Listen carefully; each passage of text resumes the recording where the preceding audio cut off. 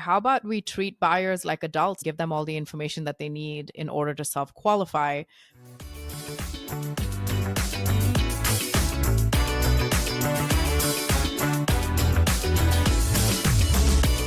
Hey everybody, welcome back to Quickfire Marketing. I'm your host, E.T. Mack. Very special guest today, Tas like SaaS, founder of Delphinium Solutions.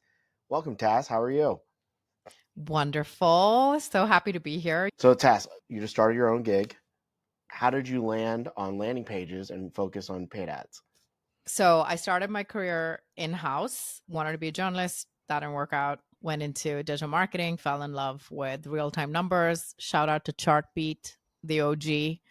Pursued a career in B2B digital marketing, stayed there for like 15 years, led a few teams, zero intentions of going out on my own. Started posting on LinkedIn April of last year, more as a creative exercise. People started reaching out for work and consulting. Then decided to go all in with Delphinium. My side hustle became my main hustle. And I started out like fractional head of digital. I got people from my network kind of reaching out. But somebody on LinkedIn said, you need to niche down. You need to solve a specific problem and you'll start getting a lot more inbound stuff. And I was like, you know what? What do I have to lose? That day, I changed everything. I changed my profile. I changed my website. I was like, well, I have all this website experience and all this digital experience. I'm going to marry the two. It just kind of took off after that. Now I'm actually thinking about niching down even further. So, times are changing. The more things change, the more they stay the same. If we think about that quote, what's kind of stayed the same for you? We're having this full circle moment in B2B where we've complicated this so much that we need to uncomplicate it in order to sell appropriately. And that is to be extremely clear on the messaging and actually do talk about the product. How about we treat buyers like adults, give them all the information that they need in order to self-qualify versus this little cat and mouse game where you're trying to bait them with a piece of cheese and then the cheese is never as satisfying. That's a lot of what my content centered around is like trying to be the buyer's advocate. There's a lot of like, I'm interested. I've collected this information. I need to go get approval from my boss to pursue it. Now I'm going to sign up for a demo because I'm ready on the main website. And somewhere someone's saying RIP to this campaign because it didn't work. That's not entirely true. We need to look at it as a signal and look at the overall lift of the website as well from paid ads implementation. The landing page probably has to have more context as well. Sometimes you get to a landing page and it still feels like just a flyer and maybe not enough information to bring them in. I think the first step is B2B companies try to talk too much about themselves. Here are all the awards we've won.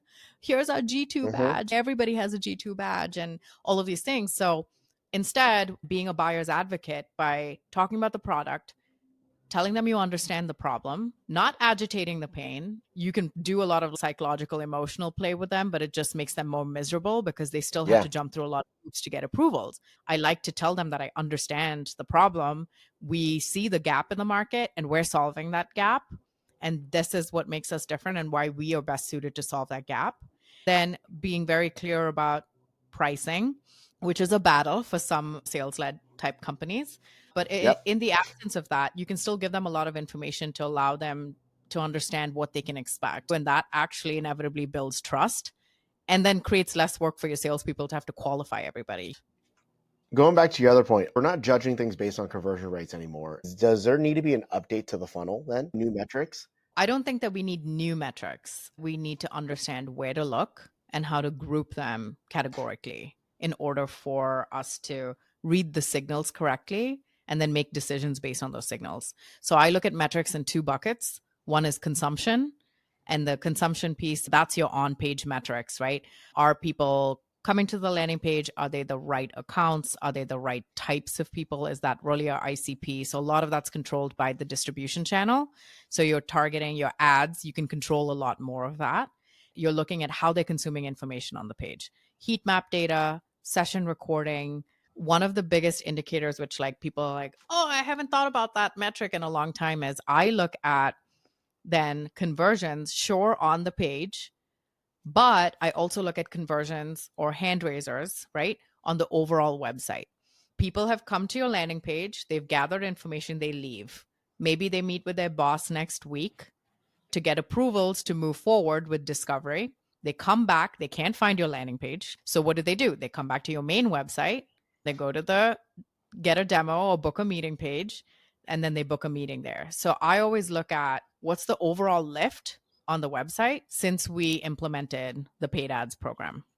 I think a lot of quote unquote CRO tactics, and as the landing page person, I position heavily against CRO because like you're not going to urge them to buy sooner than they're ready. And even if you Yeah. can, you're just going to fill up your CRM with low intent leads. They might even be the right ICP, but if they're not there, they're not there. So you can entice them all you want. We need to move away from like gating information. We want that to work because that's just like, yay, look at all these dashboards lighting up with hope. It's like a Christmas tree and I'm getting this dopamine hit. The problem Yeah. is that down the line, it's not converting into revenue. Who's to blame? It's the marketer. That's the reason why there's sales and marketing misalignment.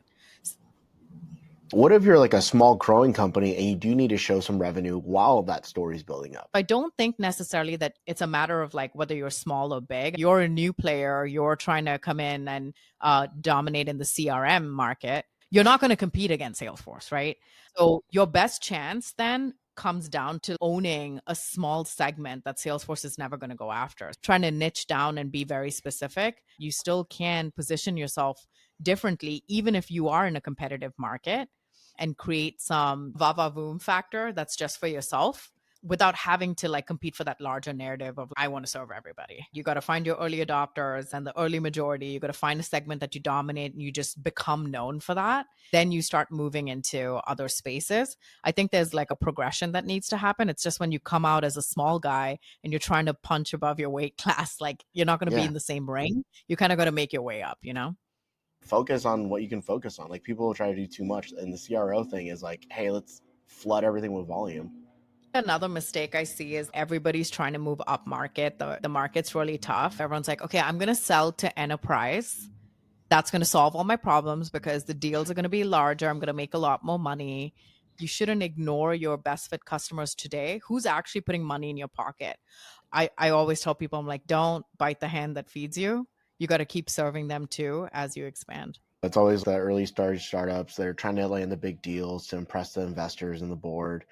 If they do the small, medium deals, the board's like, can we get some cool names so you can give you another round of funding? They go for that and then they don't get it. And then it's like, have you done any business at all? Yeah, but the problem is people get laid off over stuff like that. They have to trim the fat. Now they're working with less resources than they were before. So now that you have your own team, your own company, you're working with all these companies, consulting is going to be a big future for go-to-market, right? How are you going to work with all these different consultants?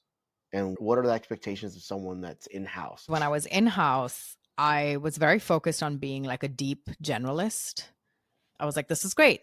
Being on my own, I learned very quickly that I have far more value solving a specific problem for a specific segment. That actually helps the in-house generalist who's trying to keep everything together to say, yes, I have that problem. This person's going to help me check that off my list. So I'm going to get a deliverable that's going to check it off the list. And I'm going to get whatever strategic value there is to that. When I talk about paid ads landing pages, people think, oh, landing pages. And then they think CRO. Well, I can refer you to like 10,000 conversion rate optimization specialists on LinkedIn. But what I'm doing is a little bit different because we're going to use these landing pages that are always on. You never have to turn them off. You're going to massage them over time. The whole value is that you get a sandbox to play in and test website messaging before you put it on your main website that you have to take through like tons of approvals. When you're internal, it's just finding someone who can give you value beyond a checkbox. Well, sweet. Tas, thank you so much for your time. You can find us wherever podcasts are found, and Tas will have our LinkedIn up as well. Any final words? Thank you. I'm going to start a little YouTube thing. I have a resource hub that's completely free. You can get it on my profile. It has all landing page, website, content. And I also put pods on there. So whenever this is live, it'll be part of the resource hub. And yeah, go check it out. When I reminisce, I automatically think of the Motorola Razr, the best phone of all time. Yes. But yes, I also would never use that phone ever again. I mean, right? I would never use it. Okay, so I didn't have a Razr, but I had a Nokia 3310. Yes. And it Playing was the Snake. love of my life. Okay.